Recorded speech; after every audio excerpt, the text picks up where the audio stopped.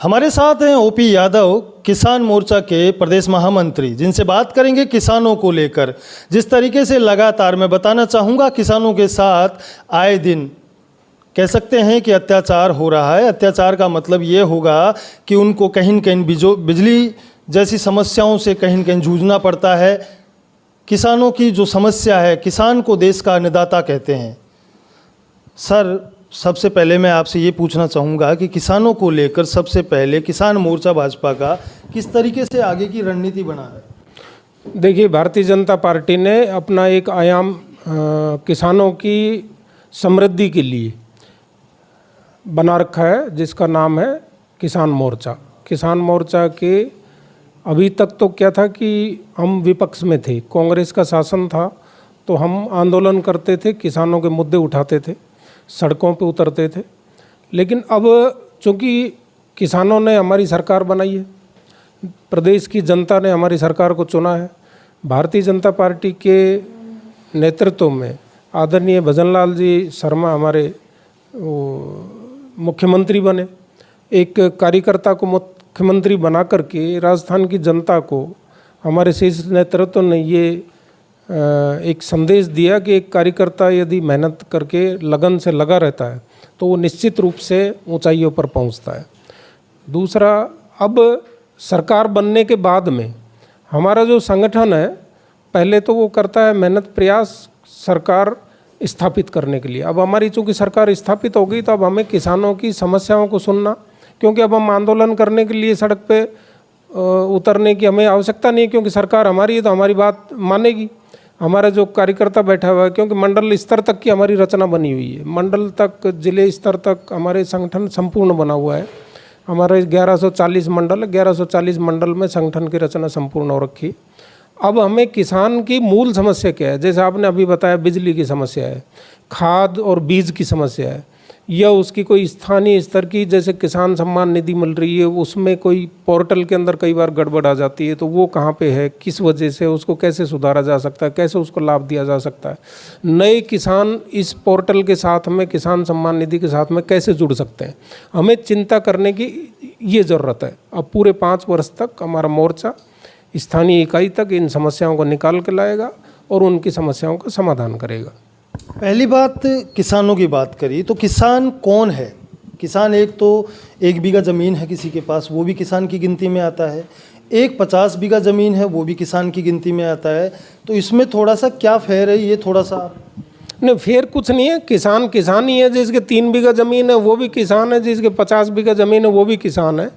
और हमारी सरकार सभी को, देखिए, किसान सम्मान निधि पहले एक क्राइटेरिया तय किया था कि कुछ इस कैटेगरी तक के किसानों को ही मिलेगा, लेकिन उसके बाद में उसमें परिवर्तन करके सभी किसानों के लिए वो किसान सम्मान निधि जारी की है। आज 55 लाख किसान लाभान्वित हो रहे हैं राजस्थान में। तो वो जो एक किसान को समृद्ध करने का एक पार्टी का जो सोच है, उसको हम कैसे आगे बढ़ाएं। और किसान तो देखो, 1 बीघा हो चाहे 100 बीघा हो, किसान तो उसमें किसानी करता है, तो उसको हमें लाभ कैसे मिले। जैसे अभी कुछ पेचीदगियाँ हैं, अभी हमारी बजट, संपूर्ण बजट अभी पेश होने वाला है राजस्थान सरकार का। उसमें हमारे आदरणीय मुख्यमंत्री जी प्री बजट बैठ के ले रहे हैं, अलग अलग जो विभाग हैं उनकी। जैसे कल कृषि को लेकर के और किसान को लेकर के कल प्री बजट की बैठक है। उसके अंदर हमने कुछ जो सुझाव हैं वो हम मुख्यमंत्री के महोदय के सामने रखेंगे। जैसे अभी क्या है कि 4 हेक्टेयर का एक क्राइटेरिया बना रखा है, 4 हेक्टेयर की भूमि होगी तभी आपको हम सोलर पंप देंगे। क्यों ना उसको हम 2 हेक्टेयर पे ले आए या 0.5 हेक्टेयर पे ले आए। तो ऐसे ही हम सुझाव देंगे। पौंड है, जैसे फार्म पौंड है, फार्म पौंड एक छोटे किसान को भी आवश्यकता है, बड़े किसान को भी आवश्यकता है, तो उसका भी साइज़ हम घटाने के सुझाव हम देंगे। और किसानों को तारबंदी की जो योजना है, जिससे क्या है कि आवारा पशुओं से हमारे फसल बहुत ज़्यादा नुकसान होती है किसान भाइयों की, उसमें तारबंदी में भी एक क्राइटेरिया बना हुआ, उसको भी हम कम करने का सुझाव हम देंगे। पूर्ववर्ती सरकार की अगर बात करें, कांग्रेस की सरकार थी, गहलोत सरकार थी, केंद्र में बीजेपी की सरकार थी, मगर विरोध जिस तरीके से किसानों ने आंदोलन किया, धरने दिए, कई किसान मरे भी, आत्महत्या भी की, उनको लेकर क्या कहेंगे आप? एमएसपी पर उनकी लड़ाई थी, एमएसपी को वो एक्सेप्ट नहीं कर पा रहे। आंदोलन जब खड़ा हुआ था, हमारे देश की जनता ने ये समझा था कि वास्तव में ये किसान है, लेकिन जैसे जैसे आपने देखा होगा दिन होते गए, धरने के समय बीतता गया, वैसे वैसे वो आंदोलन किसी देश के खिलाफ षड्यंत्रकारियों के हत्थे चढ़ गया था।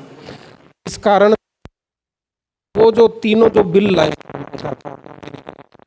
निश्चित रूप से किसान के लिए फलदायी होने वाले थे, क्योंकि मैं आपको एक सीधा सा उदाहरण बता देता हूं कि उसमें एक ये प्रावधान किया गया था कि किसान अपना अनाज बेच सकता है, मंडी से बाहर भी बेच सकता है, क्योंकि आज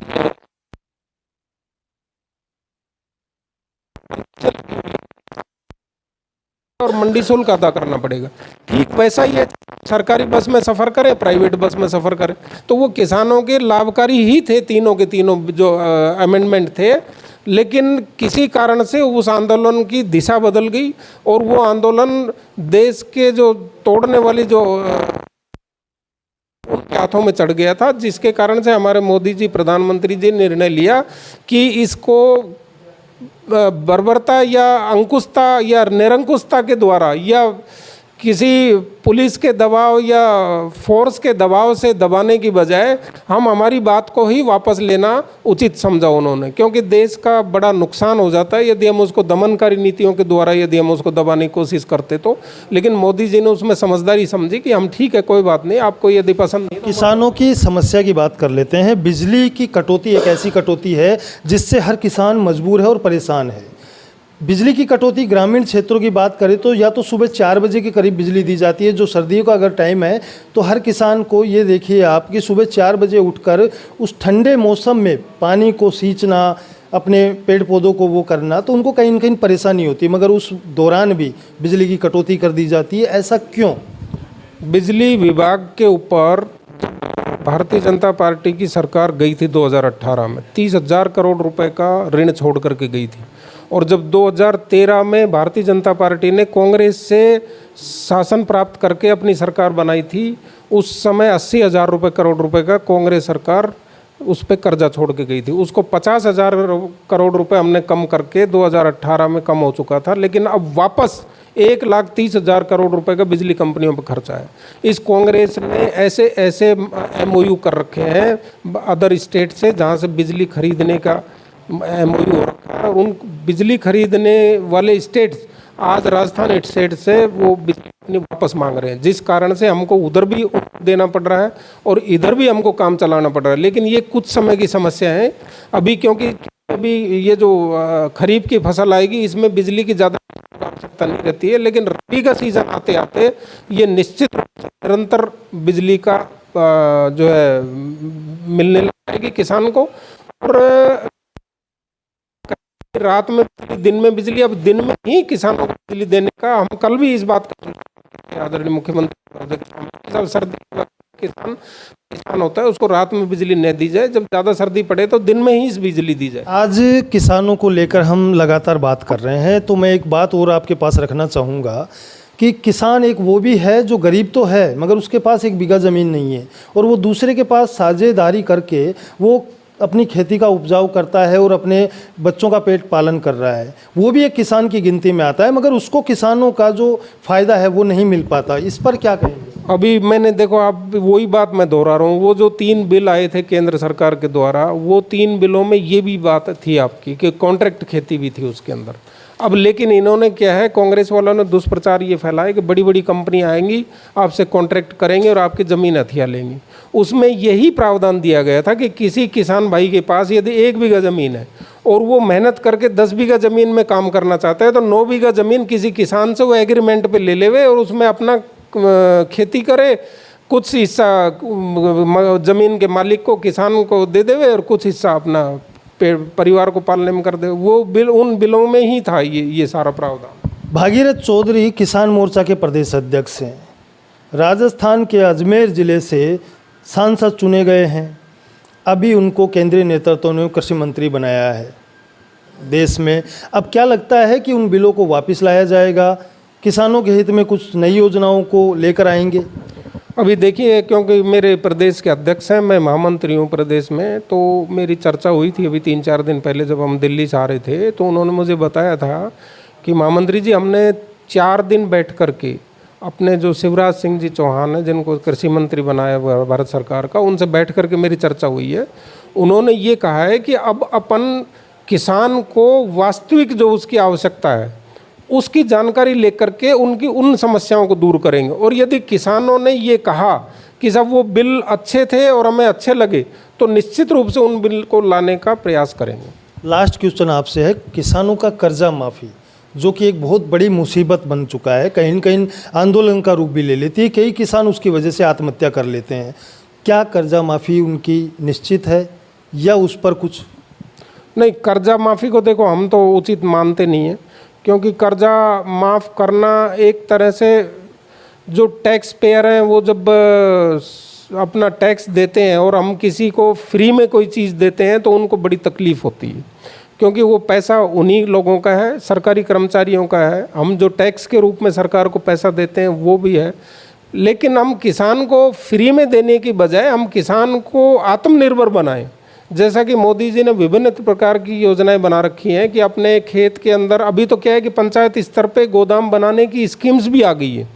सरकार ने 1,25,000 2 लाख करोड़ रुपए का तो इंफ्रास्ट्रक्चर के लिए केवल रखा है कि आप कोल्ड स्टोरेज, आपके ये माल रखने के गोदाम, आप फूड प्रोसेसिंग यूनिट, ये जैसे आपके कोई जीरा पैदा हो रहा है, जीरे की आप क्वालिटी को अगर बेहतर करना चाहते हैं या उसकी पैकिंग करना चाहते हैं या उसको बेचना चाहते हैं, आत्मनिर्भर बनाने की ओर हम कदम बढ़ाएंगे, ना कि उसको परजीवी बनाने के लिए कि भाई हमको पैसा माफ़ कर देगी, हम तो कुछ करें नहीं, घर में ही पड़े रहें, खेत में कुछ उगाए नहीं और हमको सरकार आएगी पैसा माफ़ कर देगी। उससे आदमी ज़्यादा आलसी बनता है। मैं उसको कर्जा माफ़ी को बिल्कुल सही नहीं मानता। इसलिए कर्जा माफ़ी का हमारे यहाँ पे ऐसा कोई ना तो कोई प्रावधान है, ना कोई हमारा इस तरह का कोई सुझाव आता है, ना कोई ऐसी भारतीय जनता पार्टी की योजना है। हम किसान को आत्मनिर्भर बनाना चाहते हैं, वो आत्मनिर्भर बने और खुद के साथ साथ 4 लोगों को और नौकरी दे, इस तरह की बनाने की सोच है भारतीय जनता पार्टी की। कर्जा माफ़ी का कहीं कोई ऐसा विचार नहीं। ये थे हमारे साथ ओपी यादव, जो कि प्रदेश महामंत्री है किसान मोर्चा के, जिनके द्वारा बताया।